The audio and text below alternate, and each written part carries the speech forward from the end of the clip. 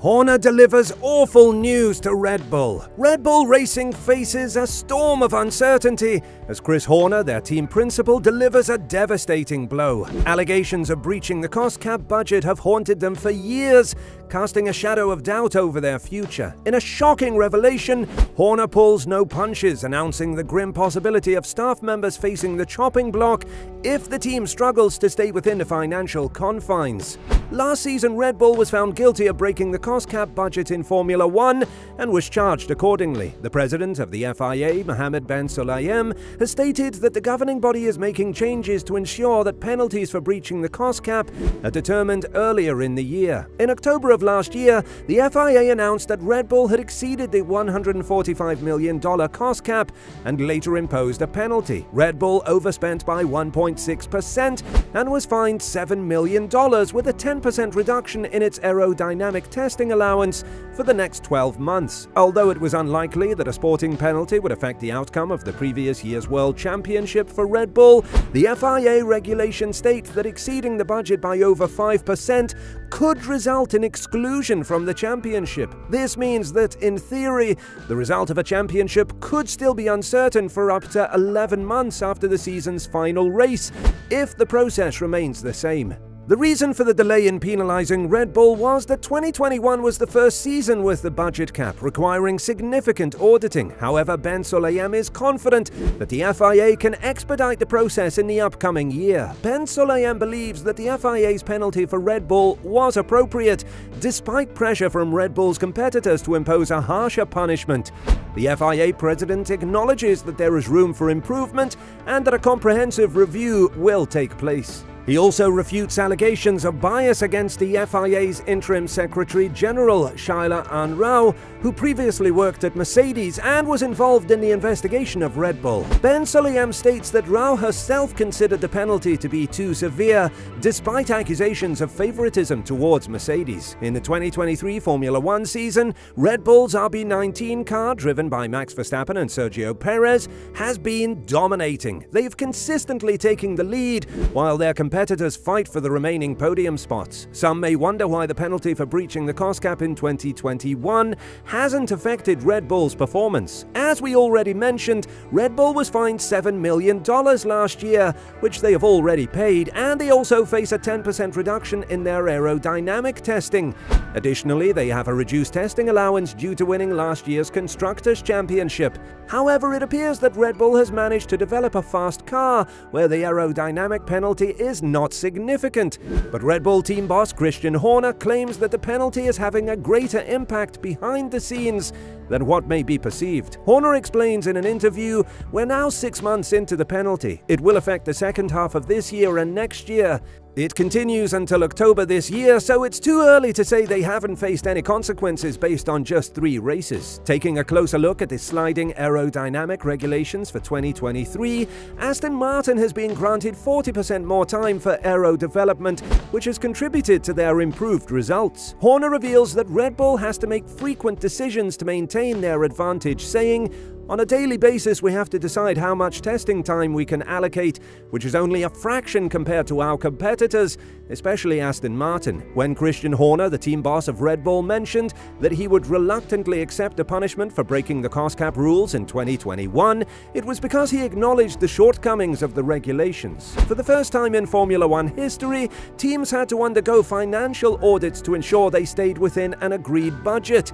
This was a complex process for them to grasp, as demonstrated by 3 teams, Red Bull, Williams and Aston Martin, making procedural errors related to administration and paperwork. In the case of Williams, their third-party auditor was responsible for submitting paperwork late.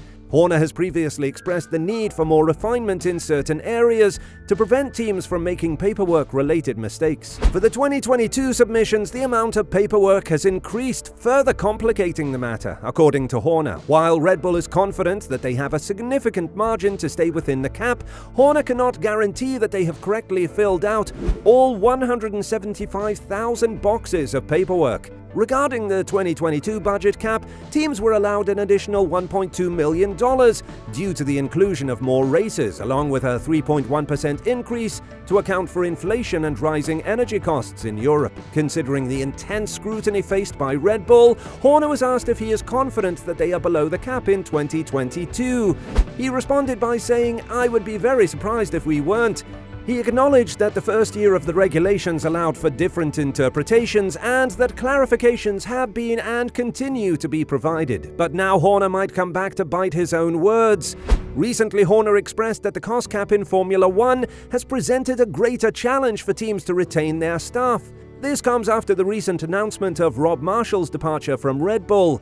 Marshall, a significant member of Red Bull's core team since 2006, will be joining McLaren as technical director, engineering and design in January 2024. When asked if the budget cap was making it more difficult for Red Bull to retain their staff, Horner stated to the media, "Certainly it does. We can't afford to keep unnecessary personnel within the team anymore, and everyone needs to prove their worth." In recent years, Rob had been involved in other projects, and the offer McLaren made him probably exceeds half of our budget cap. So it's understandable that he would choose to pursue that opportunity.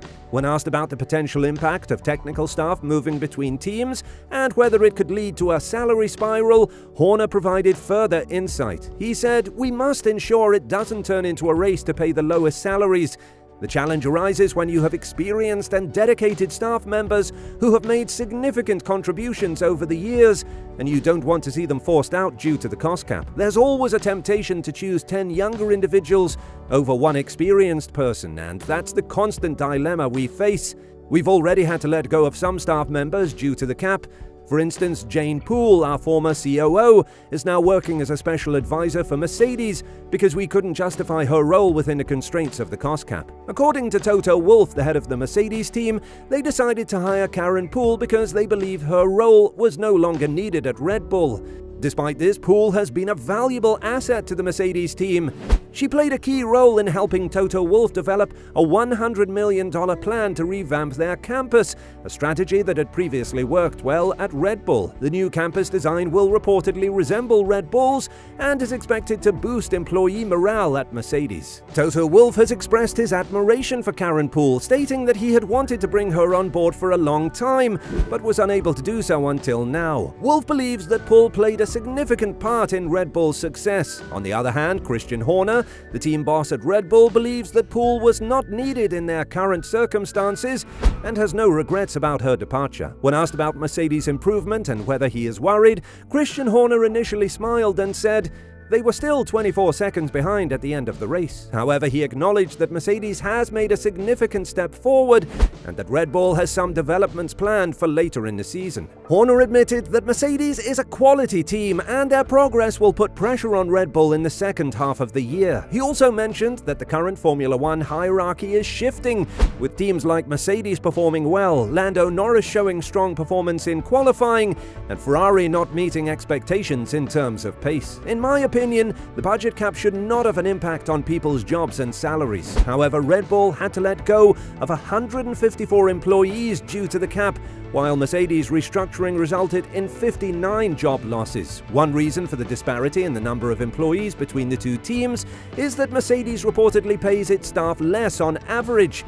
Mercedes had 300 more employees than Red Bull, likely because they have lower average salaries. In 2021, the average salary of a Red Bull employee was £142,000, $173,000, while a Mercedes employee earned an average of £109,000, $133,000. What are your thoughts on this? Do you think Red Bull will fire more people? Let us know in the comments below.